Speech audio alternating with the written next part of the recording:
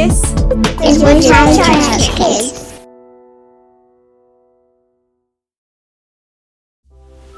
Good morning, Engage. Welcome to my sofa. I'm going to be watching the video with you this morning, this Sunday, and today we have another fun session lined up. And today we're learning more about the nature of God, or things that God is. And today we're learning about how God is our friend. I want you to think about people you might want to be friends with or might not want to be friends with. I'm going to describe some people and I want you to think, would I want to hang out with them or would I not want to hang out with them? Okay, my first one is someone who is mad about animals, someone who loves animals. Would you want to hang out with them or not? See, I love animals as well, so I probably would get along with them, but maybe if you really don't like animals, you might not have much to talk about. Okay, my second one is someone who loves football. If you love football as well, maybe you'd like to spend loads of time talking about your favourite teams, your least favourite teams, favourite players, but if you don't know much about football, would you want to hang out with them? My third one is someone who always borrows things and never gives them back. Ooh, that's a tricky one, isn't it? Is that someone that you would want to hang out with, someone who's always going to borrow your things but never give them back again? Okay. Number 4 is someone who finds the same things funny as you do. You always laugh at the same jokes. Or if someone does something, you're both going to laugh because you both think it's funny. Do you think that's the kind of person that you would want to hang out with and want to be friends with? And number 5 is a bit tricky, it's a bit different. Number 5 is someone who's a bit lonely and doesn't have many friends. Is that someone that you would want to hang out with, or would you rather stay away and kind of hang out with your own friends rather than include them? Maybe, why don't they have any friends? Is that because people don't tend to get along with them, or is that someone that you would want to hang out with? I don't know. It's a tricky one, isn't it? What do you look for when you choose your friends? Do you look for people who are popular? Do you look for people who want to be friends, or do you look for people who have the same interests as you? What makes you not want to be friends with people? People maybe who steal or aren't very nice to you?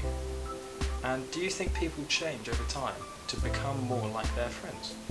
If you look at your friends, do you think over time you get quite similar to them? You laugh at the same jokes, you share the same stories with each other. See, generally, we choose to be friends with people who are similar to us, people that we have a lot in common with. So if I love animals, I'd probably be friends with someone who also likes animals. Or if I was mad about football, I'd probably be friends with other people who really like football as well. But God's not quite like that. God wants to be friends with all of us. We are very different from God because God is holy and we do things wrong. God is generous and we can tend to be quite selfish. God can do anything and we can't do everything. But God chooses us. How does that make us feel? Do you think it's a really good thing that God chooses us even though we are so different to Him? See, God chooses us to be friends. God chooses to be friends with us, and then He helps us to change, to be more like Him, to be holier, to be more generous, to be more loving. And that's what we're going to learn a little bit today in today's story. So, I'm going to pass over. We're going to do some worship first, and then we're going to look at a story, and then I'm going to come back again and talk a little bit more about what that story means for us. So, I'll see you in a bit. Have fun worshipping. Bye! Welcome to Woodside Kids. My name is Vicky. I'm Hermione. And my name's Matty. And today we're going to be doing a song for you guys to do at home, in your gardens, wherever you are. And it's called Jesus, You're My Superhero. You do know the actions, they'll all come back to you. You pretend you're flying on Superman. Okay, let's do this.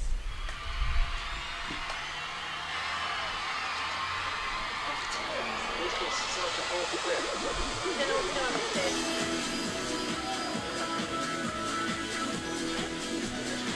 Brand new dance move for the cool kids. Well, the hardest come up with, and no one knows quite what it is. He's the one who makes the sun shine. He's the one who puts the moon in the sky. He's the one who hung the stars. One by one.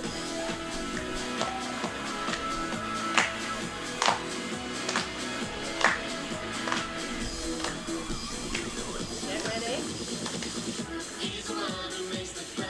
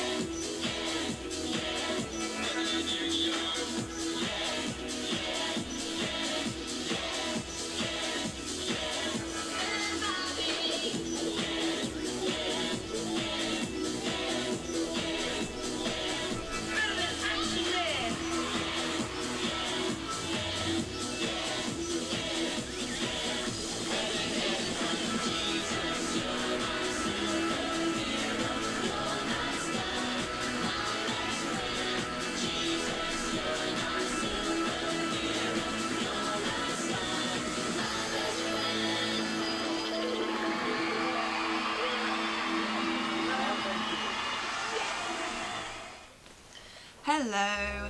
So, today's story is found from Genesis 18, verse 16 to 33 and 19, verse 27 to 29. There's a lot here, so you ready to listen? Let's go. So, Abraham was God's friend. God spoke very clearly to Abraham, and Abraham followed God. Abraham had left his comfortable townhouse in Ur and came to live in a tent in Israel because God had told him to do it. One day, as Abraham was talking to God on top of the hill, God said to Abraham, "See those cities down there, Sodom and Gomorrah? They were so wicked, and the people in them are so evil, and I've decided to destroy them completely." "But God," Abraham objected, "that's not right. You'll kill all the good people too. Suppose there are 50 good men. Will you still kill them all? Could you save the city if there are 50 good men?" "Yes," God agreed. "If there are 50 good men, I will spare the cities for their sake." "Thank you," said Abraham. Then he thought a bit. "But God, suppose there are 5 less than 50. Would you still destroy the city if there are 45 good men?" "For 45 good men," God answered, "I will not destroy the city." "How about for 40, Abraham asked. "If there are 40 men in the city that are good, it will not be destroyed," God promised. "Okay, in for a penny, in for a pound," thought Abraham. "God, suppose there are only 20 good men. Will you still destroy the city?" Abraham asked. "No," said God, "I will spare it for 20 men." "One last request," said Abraham, "and then I won't ask any more. How about if there are only 10 good men in the city?" "If there are only 10 good men in the city, I will spare it," God answered. And Abraham went home satisfied. But later that evening, God sent angels into Sodom and Gomorrah, and all the men of Sodom and Gomorrah threatened the angels. There were no good men there. The angels went to Lot, who was Abraham's nephew, and told him to leave the city because God was going to destroy it. They practically had to drag him away, and God destroyed the city that night. The next morning, Abraham went up to the hill and saw the smoke rising from the destroyed cities, but Lot, his nephew, was safe.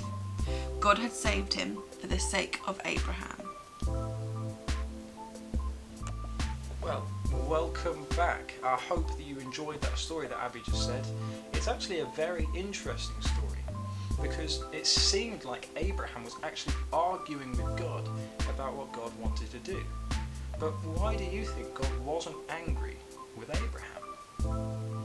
See, Abraham was God's friend. He trusted God and he spent time talking with God and praying to him. And so he felt comfortable in God's presence. He felt comfortable being with God. And because Abraham had spent time with God, he began to think like God did. Although he hadn't met the people who lived in the city of Sodom or the city of Gomorrah, he felt sorry for them. He had what we call compassion. It was kind of like a love for them. See, Abraham had spent time with God, and like when we spend lots of time with our friends, we become quite more similar to them. Abraham was becoming more similar to God in the way that God thinks. This is how God feels. The compassion, the love that Abraham had is how God feels. God has compassion on people who are suffering. So by asking God to save the city, if there were good people living in it, Abraham was showing that he was actually thinking in the way that God thinks. And God loves giving us second chances. He would have been happy to save the city for the sake of just 10 people in that entire city. But the problem was there weren't any good people in that city.